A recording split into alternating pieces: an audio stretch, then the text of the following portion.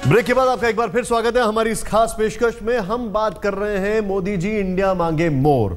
महंगाई डायन खाए जाते हैं, तनख्वाह बढ़ नहीं रही है, ऊपर से हर चीज इतनी महंगी होती जा रही है। हमारे साथ नलन कोहली मौजूद हैं, हमारे साथ मौजूद हैं हमारे इकोनॉमिस्ट सुनील अलग जी, हमारे साथ हैरी धौल मौजूद हैं जो कि डायरेक्टर जनरल हैं independent power producers association of India के, और हमारे साथ संजय निरुपम हैं जो कि प्रवक्ता हैं कांग्रेस के।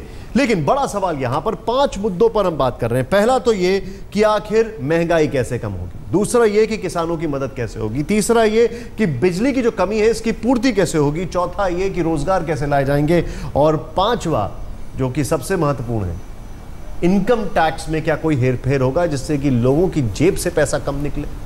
ये एक बहुत बड़ा सवाल है। नलन हमारे साथ है। नलन, 5 पॉइंट है और सबसे बड़ी चुनौती यह है कि स्वेरिंग इन के बाद सिर्फ 60 दिन आपको मिले हैं अपने आप को पहला आपका परफॉर्मेंस देने के लिए, बजट के लिए। ये चैलेंज को कैसे निपटा जाएगा? हमारे पास कार्यकाल है। मैं 2-3 ओपनिंग टिप्पणियां देना चाहूंगा निशांत जी। पहली बात तो यह है कि किसी भी सरकार को आप कैसे आंकेंगे, एक उसके कार्यकाल पे, और दूसरी बात कि जब कार्यकाल शुरू हो रही थी तो विरासत में पिछली सरकार से क्या मिला। तो यदि हम 10 साल के यूपीए को देखें तो 2004 में एनडीए ने छोड़ दिया था, जहां कोई दिक्कत ही नहीं थी, ना कोई शॉर्टेजेस थे, हर चीज भरपूर थी, महंगाई नीचे थी, जीडीपी ऊपर था, इंटरेस्ट रेट्स नीचे थे, जनरली आप देखें चाहे हर चीजों कहीं दिक्कत नहीं थी। जब हम ये यूपीए का कार्यकाल खत्म हुआ है तो आपने खुद ही दिखा दिया कि इन्फ्लेशन ऊपर है, ग्रोथ रेट नीचे है, एम्प्लॉयमेंट बहुत खराब दशा रही है एनएसएसओ के डेटा के साथ। आपने बिजली की भी बात की, तो विरासत में दिक्कतें हैं और इसीलिए आशा के साथ स्पष्ट बहुमत जनता ने 25 साल के बाद मोदी जी के नेतृत्व में बीजेपी एनडीए को दिया है। अब आ जाएंगे ये सारे विषय आपने बताए, ये तो महत्वपूर्ण विषय हैं। इससे एक विषय जो सुनील अलग जी ने रेज किया वो महत्वपूर्ण है, वो है परसेप्शन, और दूसरा उसके साथ है कि आपका सेंटिमेंट क्या है। तो मैं ये उदाहरण देता हूं सेंटिमेंट के लिए कि हमारे देश में बहुत लोग निवेश विदेश में करने लग गए, जो हमारे बिजनेसमैन हैं या हमारे जो उद्योगपति हैं। बहुत ऐसे लोग हैं, सक्षम लोग, जो ये अपने देखने लग गए कि लंदन हो, दुबई हो, अमेरिका, वहां एनआरआई बन जाए, क्योंकि वो मानते थे यहां बिजनेस एनवायरमेंट खराब है। तो आप अगर मार्केट को चढ़ते हुए देखते हैं, ये संकेत है कि सेंटिमेंट पॉजिटिव हो गया है। तो ये स्टार्टिंग पॉइंट है। अब डिटेल आने लग जाएंगी। अभी तो एक अंतरिम बजट आएगा, लेकिन इतना जरूर है, हम मानते हैं कि 5 साल 60 महीने जो मोदी जी ने मांगे हैं, ये हमारे लिए परीक्षा है, ये शासन का नहीं, मैं आपको एक सेकंड रोकूंगा यहां पर। मेरे पास 2 पॉइंटर्स हैं जो आज कैबिनेट सेक्रेटरी मीटिंग में इन्फ्लेशन पर जो हुई है उसमें 2 पॉइंटर मैं आपको बताना चाहूंगा। अंग्रेजी में है, उसका हिंदी में अनुवाद में कर देता हूं। Necessary for center to intervene to control food prices, यानी केंद्र के लिए जरूरी है कि जो खाने के पदार्थों की जो महंगाई जो दाम है उसके ऊपर कंट्रोल करें केंद्र के लिए। दूसरा, प्राइस मॉनिटरिंग सेल्स की बात की जा रही है आज ये जो कैबिनेट सेक्रेटरी लेवल की बैठक हुई है उसमें। अब ये तो हो गई बात फूड आइटम महंगाई की। मैं आपसे सीधे सीधे समझना चाहता हूं, क्या आइडिया है इनकम टैक्स को लेकर, किसान को लेकर, इंडस्ट्री को लेकर, बिजली को लेकर? आइडिया बताइए। चारों में अगर आप देखेंगे, हमने अपने मैनिफेस्टो में, हमारे लिए मैनिफेस्टो एक एजेंडा फॉर गवर्नेंस है। ये दिशा और हमारी सोच दोनों को स्पष्ट करती हैं। और जहां आप दोनों को देखेंगे, रिफॉर्म की बात कर रहे हैं। पावर में अगर आप मंत्रालयों के गठन को देखेंगे तो पीयूष गोयल जी जो हमारे ऊर्जा मंत्री हैं, साथ में कोल, क्योंकि भारत में बहुत पावर जो इस वक्त स्थिर हो गया है, मतलब प्लांट्स जो प्रॉब्लम्स में आ गए हैं, नए प्लांट्स नहीं लग रहे, कोल के इशू से जुड़े हुए, क्योंकि कोयला घोटाला हुआ था, कई चीजें वहां अड़ गई। एक विषय, यदि पावर पे एक बात और याद दिलाऊं तो 2003 में इलेक्ट्रिसिटी एक्ट हुआ था इंडिया के शासनकाल में। एक ऐतिहासिक और एक बढ़िया लेजिस्लेशन था जो स्टेट पावर बोर्ड्स को, इलेक्ट्रिसिटी बोर्ड्स के रिफॉर्म के लिए था। उसमें कई दिक्कतें अब आ गई हैं पिछले 8-10 साल में, तो वापस जाना पड़ेगा। तो एक वेस्टेज का रिलेटेड होता है, एक पावर जनरेशन। नलन, मैं आपको यहां पर रोकूंगा। आपने पावर की बात की है, हमारे साथ हैरी धौल जी हैं। हैरी धौल जी, आप संतुष्ट हैं जो नलन ने अभी तक का? क्विक रिएक्शन दीजिएगा सर। देखिए, नलिन जी ने जो कहा वो बिल्कुल 100% करेक्ट है। बीजेपी की पिछली सरकार, एनडीए की पिछली सरकार में electricity act, energy efficiency act और ये रेगुलेटरी कमीशंस का संगठन किया गया था। It's absolutely correct, brilliant. Modi ji has got a great opportunity. Point taken sir. लेकिन सवाल ये उठता है कि ये it is not restricted to a state model. हमारा प्रॉब्लम ये आ रहा है, we have to start looking at it from a consumers perspective. हमें कंज्यूमर को, उपभोक्ता को वो रिलीफ देना। आप जहां बैठे हैं दिल्ली में, अभी आपकी जो ब्रेक हुई है उसमें एक न्यूज आइटम आया है कि कल सुबह मेट्रो शुरू हुई बंबई में, लेकिन सीएम शायद वहां नहीं जाएंगे क्योंकि वहां पर किराया कम नहीं कर रहे।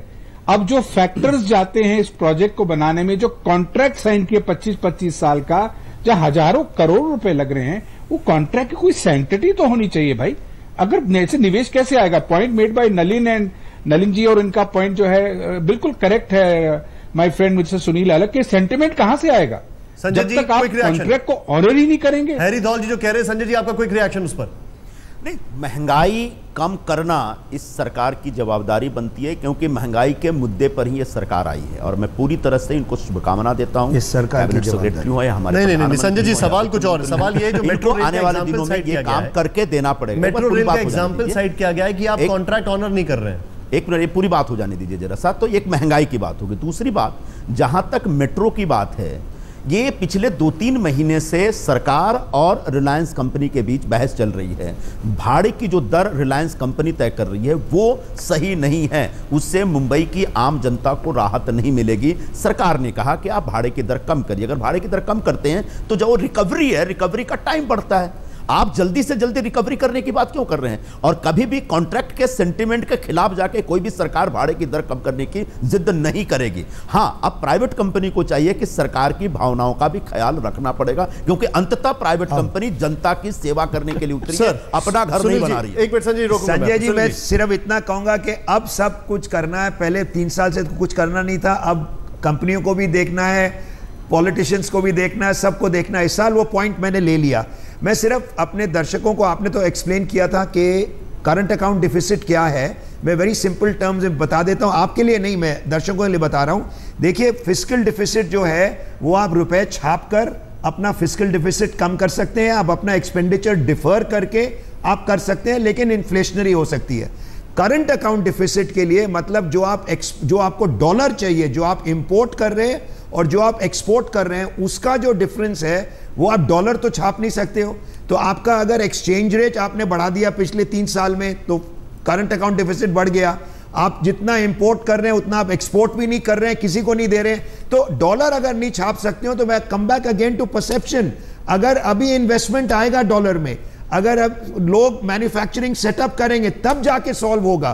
तो लोगों को जरा समझना चाहिए कि हम डॉलर नहीं छाप सकते। एक रिएक्शन मैं आपसे लूंगा। मेरा सवाल यह है, हम जानते हैं कि काफी रूरल रिफॉर्म की स्कीम्स चालू की गई, एम्प्लॉयमेंट की सरकार ने की, मनरेगा की, ये की वो की।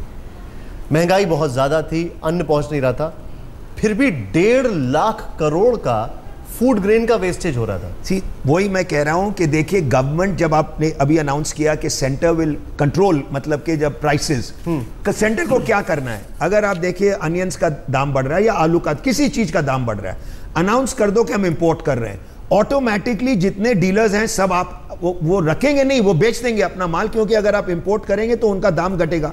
अगर आप 3 महीने के लिए छूट दे दो सारे, भाई आप होल्ड करो, जो मर्जी करना, तो दाम बढ़ाते रहेंगे। जब दाम बिल्कुल बढ़ जाएगा तब गवर्नमेंट एक्शन लेगी। इस बार मोदी जी कह रहे हैं नहीं, द डे वो कहेंगे देखिए ये हो रहा है, मैं अगर बाहर मिल रहा है माल मैं अंदर लेके आ रहा हूं, again sentiment will come down, prices will not go up. एक नलिन, मैं आपके पास आ रहा हूं, यहां पर एक और अपने दर्शकों को बता दूं, आज जो कैबिनेट सेक्रेटरी की मीटिंग हुई है इन्फ्लेशन में, उसमें एक और चीज बात आई है कि discussion was on how price can be regulated, is there need to make a law. यानी कि अब इस बात पे चर्चा हो रही है कि क्या कानूनन एक कोई प्रावधान बनाया जाए कि प्राइसेस को कंट्रोल किया जाए। यानी एक स्टेप है, अच्छा स्टेप है अगर पॉजिटिव डायरेक्शन की बात की जाए, जो आप सेंटिमेंट की बात कर रहे हैं। ब्रेक के बाद आ रहा हूं कुछ और सवालों के साथ, और अब सीधे सीधे सवाल होगा किसान से जुड़ा। ब्रेक के बाद आपका एक बार फिर से स्वागत है। नलिन इस वक्त हमारे साथ हैं। कई मुद्दों पर हम बातचीत कर रहे हैं। ब्रेक से पहले जो मैंने आपसे बोला था कि किसान का मुद्दा बड़ा मायने रखता है, नलिन मेरे साथ है। नलिन, करीब 1.5 लाख करोड़ की वेस्टेज फूड ग्रेन की। अब अगर जीडीपी की बात की जाए तो इस सबको इग्नोर नहीं किया जा सकता है। चलिए हम एक आम इंसान की भाषा में बात करें तो अन्न जो था वो गोदामों में भी नहीं पहुंच रहा है, यहां पर सड़ रहा है और लोगों के पेट तक नहीं पहुंच रहा है। सरकार क्या करेगी? सवाल खड़ा ये होता है, नई सरकार के पास ऐसे क्या आइडियाज हैं, क्या टेक्नोलॉजी है, क्या कुछ करने का इरादा है जिससे कि ये परिस्थितियां बदलेंगी और एक किसान जो है उसकी मदद होगी? संजय जी ने ब्रेक से पहले कहा था कि हम महंगाई के मुद्दे पे जीत के आए थे। हम दरअसल 3 प्रमुख मुद्दे थे और 3 अतिरिक्त मुद्दे थे जिनके ऊपर हम जीत के आए। महंगाई, बेरोजगारी, भ्रष्टाचार, ये 3 प्रमुख रूप से राष्ट्रीय रूप पे, और इसके अतिरिक्त है किसान की दुर्दशा, महिलाओं के लिए जो दिक्कतें आ रही हैं सुरक्षा को लेके, और तीसरा अर्थव्यवस्था। आपने किसानों की बात की। आज भारत का किसान जो है जकड़ा हुआ है, एक उसे उतना मूल्य मिलता नहीं है, दूसरी बात है आपने जैसे अनाज की बात कहा, तीसरा है बिटवीन प्रोडक्शन और जो फाइनल कंज्यूमर है वैल्यू, उसमें इतना ज्यादा अंतर है कि किसान जो है नॉन रिम्यूनरेटिव हो गया है। अगर कई राज्यों में देखेंगे तो किसान वहां का अपने बच्चों को किसानी से हटा रहा है, जमीन से पढ़ाई कर रहा है, रोजगार नहीं मिल रहे, तो ये क्राइसिस हो गया है। कई जगह क्राइसिस ऑफ डेट में वो आत्महत्या भी करता है, तो ये एक अर्जेंट सेक्टर है। दूसरी बात, जब सुनील जी जब कह रहे थे इंपोर्ट की बात लेकर, पॉलिसी पैरालिसिस एक सिचुएशन होता है जहां आप निर्णय नहीं लेते, लेकिन एक और है कि पॉलिसी कोहेसिव भी होना चाहिए, हार्मोनिक भी होना चाहिए। उसका अर्थ क्या हुआ कि यदि महंगाई की बात कर रहे हैं तो स्वाभाविक है सुनील जी की बात को आगे बढ़ाएं कि आप अगर इंपोर्ट देना चाहते तो आपको आइडिया होना चाहिए उत्पादन कितना हो रहा है। कम है तो इंपोर्ट एडवांस में प्लानिंग होनी चाहिए, ज्यादा है तो एक्सपोर्ट एडवांस में प्लानिंग होनी चाहिए, क्योंकि कुछ आइटम आप परमानेंटली स्टोर नहीं कर सकते। तो इसका मतलब हो गया 2-3 मंत्रालय इन्वॉल्व हो गए, और ये एक अप्रोच की बात होती है जो आधे प्रॉब्लम्स खत्म करते हैं। कानून जैसे आपने उसका संकेत किया, नए कानून जहां आवश्यकता है, वही पुराने कानून जो मतलब बाधा बन रहे हैं उनको हटाने की भी आवश्यकता है। हरिदौल जी, आपका रिएक्शन, क्विक रिएक्शन सर। मेरा क्विक रिएक्शन ये था कि संजय जी ने बहुत इंपॉर्टेंट बात कही, लेकिन मेरे ख्याल मिस हो गई, कि अगर आप चाहते हैं कि एग्रीकल्चरल सेक्टर की ग्रोथ हो और बिजली का आप सपोर्ट करना चाहते हैं एग्रीकल्चर सेक्टर में, तो आपको किसान को बिजली उतने घंटे के लिए देनी ही पड़ेगी। और अगर आप वो बिजली और उसकी क्वालिटी जो बिजली की होनी चाहिए वो नहीं देंगे, तो जो इन्होंने कहा अभी किसानों के साथ जो हो रहा है, मैं एक लास्ट रिएक्शन यहां पर लूंगा संजय जी से, मेरे पास टाइम बहुत कम है। इसमें ये कहना चाहूंगा, इसमें ये कहना चाहूंगा कि गवर्नमेंट को इस पे क्लियर कट पॉलिसी देनी पड़ेगी। देखिए, 2 थिंग्स। एक, हरिदौल जी आपने कहा था coal and power should go together.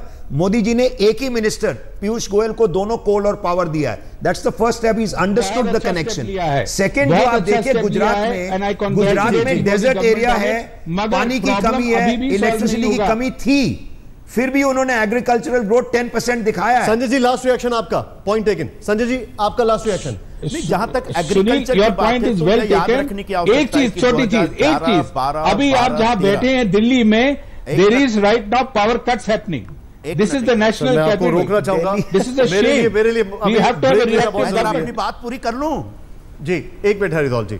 2011-12 और 2012-13 एक ऐसा वर्ष था जब रिकॉर्ड उत्पादन हुआ। 250 मिलियन मीट्रिक टन से ज्यादा फूड ग्रेन्स का हमने उत्पादन किया। वो अपने देश का, सर मैं यहाँ पर रोकूंगा आपको, तो इसको कंटिन्यू किया जाना चाहिए। बहुत सारे आइडियाज यहाँ पर आए हैं, बहुत सारी चीजें यहाँ पर आई हैं, लेकिन एक यहाँ पर बड़ी एक इस शो को वाइंड अप करने से पहले, आप सब लोगों का बहुत बहुत शुक्रिया, लेकिन इस शो को वाइंड अप करने से पहले आपको बताना चाहूंगा कि सारी मिनिस्ट्रीज, लोग बात कर रहे हैं कि सारी मिनिस्ट्रीज को एक कर दिया, ये कर दिया, वो कर दिया। आप जानते हैं उससे ही, खाली उससे ही करीब 1.5 लाख करोड़ रुपए की बचत हुई।